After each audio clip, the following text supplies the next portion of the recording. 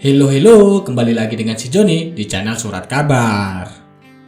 Kali ini Joni akan membahas tentang dunia pertanian, guys.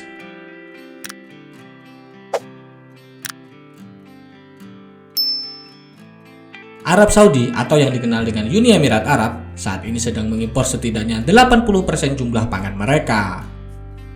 Masalah seperti ini tentu sangat tidak baik jika dibiarkan. Oleh karena itu, sebuah startup dari kota Abu Dhabi muncul dengan misi untuk membantu masalah impor pangan negara.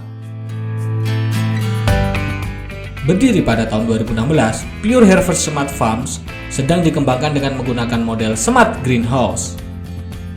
Teknologi ini membantu meningkatkan produktivitas pertanian meskipun di tengah lingkungan keras sekalipun. Untuk saat ini, baru tanaman tomat yang dapat tumbuh. Menurut CEO founder dari Skycourts ini, dia ingin membuat sesuatu yang berdampak dan berarti.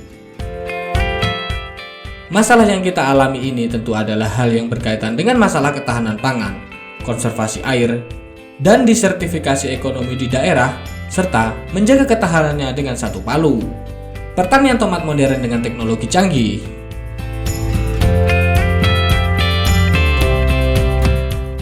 Selama di bulan musim panas yang menyengat di daerah Gulf, temperatur udara dapat meningkat hingga 120 derajat Fahrenheit.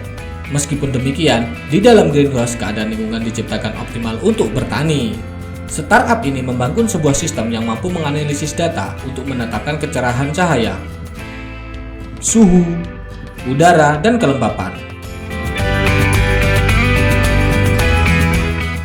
Tidak hanya itu, sistem ini juga mampu untuk menganalisis keadaan di dalam rumah kaca, seperti tingkat karbon dioksida, air, dan lainnya. Meskipun teknologi yang digunakan sudah canggih, namun campur tangan manusia tetap dibutuhkan, guys. Contohnya, seperti operator yang memperhatikan keadaan tanaman lewat informasi yang disampaikan oleh sistem untuk menyesuaikan keadaan lingkungan greenhouse.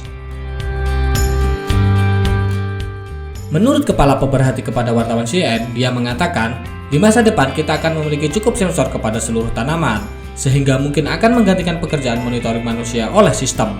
Ada sekitar ribuan orang yang bekerja juga di seluruh dunia yang akan membuat dunia lebih baik. Pertanian yang diharapkan ini dapat menaikkan sekuritas pangan di Uni Emirat Arab. Meskipun demikian, inovasi ini masih dalam tahap pengembangan.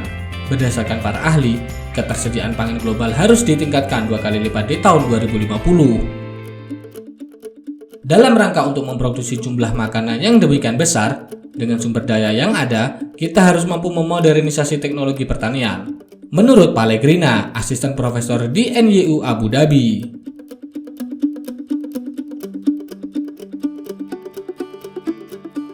Menurut seorang profesor aquaculture di Al Ain University di Uni Emirat Arab, ini adalah solusi pertanian di daerah gurun.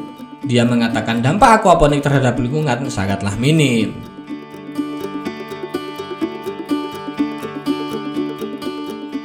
Salah satu seorang petani aquaponik di Uni Emirat Arab adalah Jaber Al-Mazroui.